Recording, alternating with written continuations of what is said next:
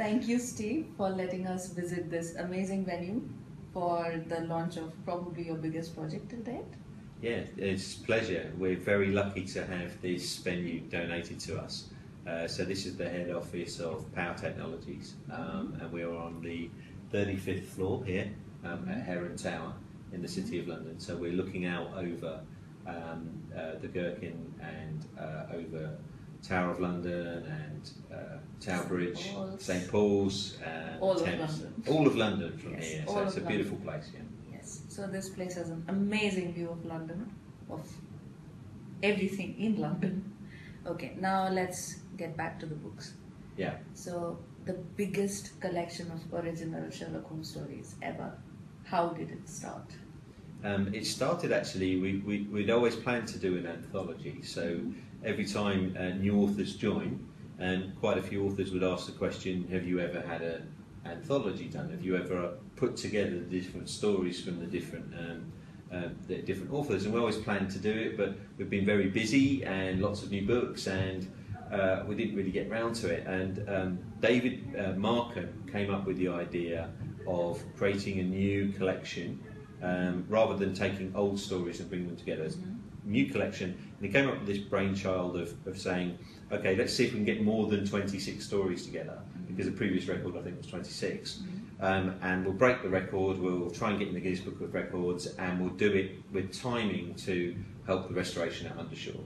So David came up with the idea at the beginning of this year, and so I said to him, hey, that's a great idea, why don't you reach out to the authors? And he said, look, let's cast the net quite wide, because if you're going to try and get 30 people, it's a lot, right? Let's try and ask all the Sherlock Holmes authors around the world, not just the Emecz ones, and we'll see how we go. And that's where it started. Okay, so what is the final count? The final count is a rather scary 63. So that's more than double of what you wanted, right? It's more than double what we wanted, and it created us a lot of logistical challenges as we went along, because every couple of weeks, excitedly, David would come back and say, oh, we've got this, these authors have said yes, these authors have said yes.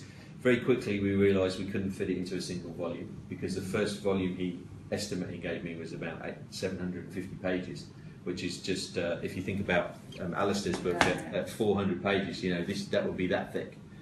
Which technically just about you could do as a hardback, but very quickly we said, okay, we need to split it into 2 volumes.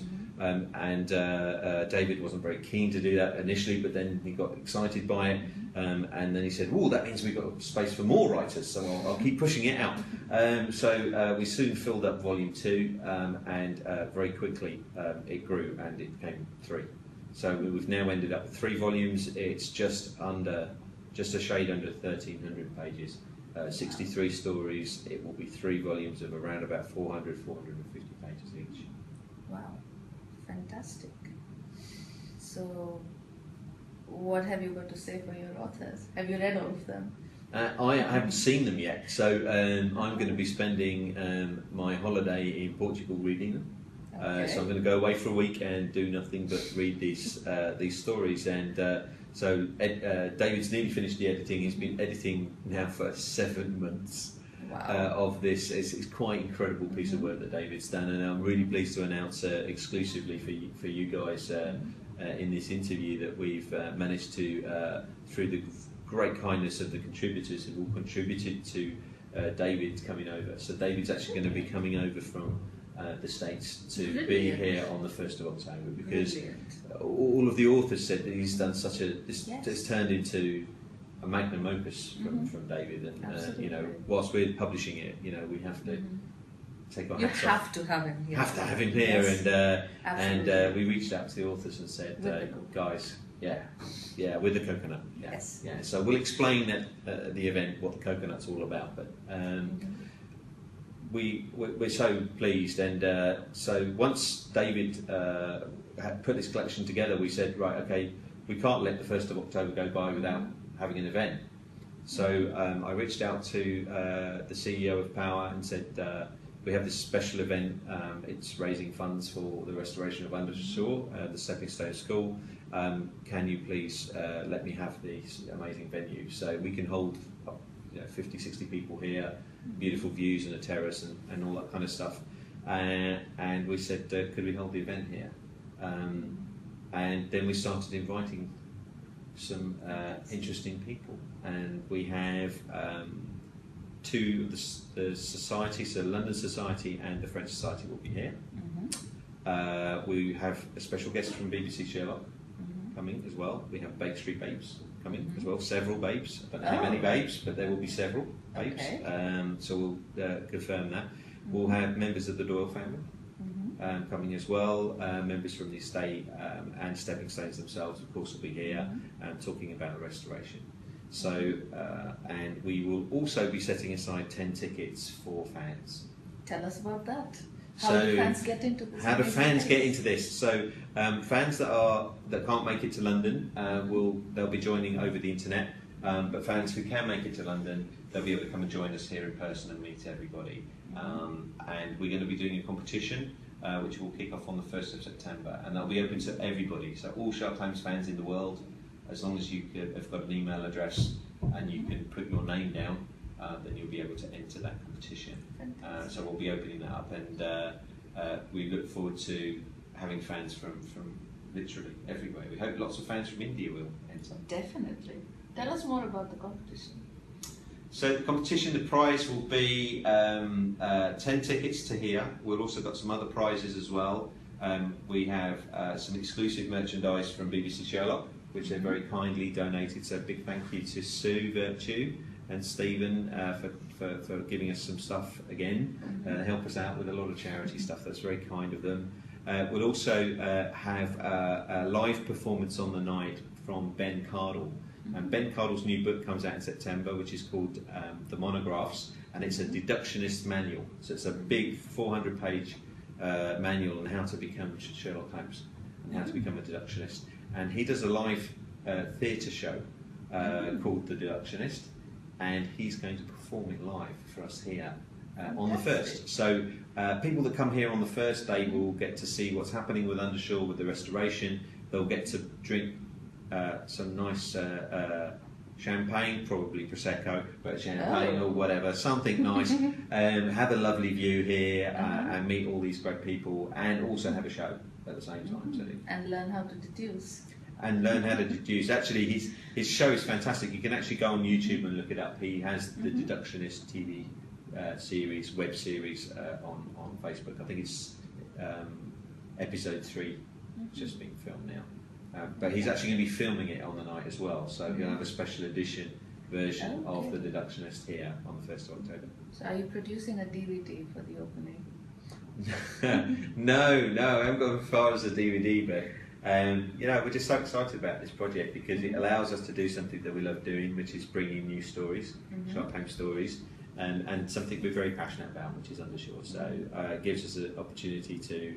All the authors, I forgot to mention, but all 63 authors in the collection have agreed to donate their royalties, and the Conan Doyle estate is also donating the Conan Doyle seal to the entire collection, royalty free as well. So that's very. So it's an official Holmes anthology. It's an official Holmes anthology. We haven't heard from Guinness World Records yet. We hope to hear in the next 2 or 3 weeks whether they will approve it as a new world record as well. But it's an unofficial world record already. Because the previous record was 26, this will be 63. And I think that will be almost impossible to beat, because can you imagine getting more than 60 Sherlock Holmes writers to write something? These are all brand new stories. So. I hear Otto Penzler of the Mysterious Bookshop in New York is bringing out an anthology with about 80 stories. It is, they're old stories. So it's a collection of ones that have been written before. So it's not original? No. Yours is original. Ours is brand new, just for this collection. And Otto's, by the way, Otto's book is fantastic. Not influenced by the fact that one of our stories is in the book. But no, it's amazing. All in one volume. There's about 80 stories in there. But this is very unusual because all of the stories there was a very, very clear brief for the writers. So David was quite passionate about making sure these were all traditional pastiches. So they're all set strictly in Victorian times, strictly no werewolves, no time travel, none of that. It's all traditional stories. Some of them are very, very fun. I've read a couple. They're very, very funny. and great mysteries and things like that as well. So there's some great names in there. Obviously, from our stable we have Amy Thomas and Phil Growick and Luke Coons. So there's loads of guys that have contributed to it, and then there's some big names like Lindsay Fay. So famous sort of Sherlockians too. Famous Sherlockians. Yes. Of course, you. Yes, you've got me. I've got you. I didn't mention you. So what's your story about? It's about the early days of Sherlock Holmes and Dr. Watson, and the softer side of Sherlock. Okay, so if it's early days, it must be in volume 1, right? It is in volume 1. Yeah, it's just after David's. Just after David's, okay. So the 3 volumes are actually chronologically. Oh, I should never say that word on video, should I? Chronologically. They're chronologically arranged. So volume 1 is the first set of dates, and then 2, and then 3. So that caused David a lot of challenges because people who sent their stories in late, may I say, not Jay, she was very, very prompt and on time, but some of the stories came in right by the deadline, which was at the beginning of July, and of course they came in and people would say, oh, by the way, I've changed when it's set. It was set here, but now it's set here, so it's moved from one volume to another. But he's sorted it all out. I just had an email from him today to say that I should receive it soon, and then Bob will be back from his holidays in a week's time, and he'll be finishing the covers. So of course the covers are changing because the width of the spine keeps moving with the volume of pages. So we should lock it all down, and then and there's a few more days left on the Kickstarter. So the Kickstarter project has been raising money for the setup costs of everything. So you've got what, 15 grand by now?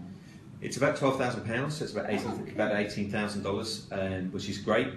Most of that goes back to shipping the copies out to the fans. So people are pledging money, but they're getting copies. So they're getting early copies. So anybody that wants to get the collection sort of about 20-30% below the retail price, that's what Kickstarter's there for. So it's been amazing for awareness. A big shout out to particularly the Baker Street Babes, Lindsay Fay, and a number of others that have given it a lot of time. Also, the Sherlock Holmes Society of India has been fantastic in promoting the collection out there as well. Great. And what about Amazon? You've been ranking 1 on the bestsellers list, all 3 volumes. We have for a number of weeks. I will stress that that is in the Sherlock Holmes category, so we're not ranking number 1 on the overall Amazon. If we were, that would be wonderful.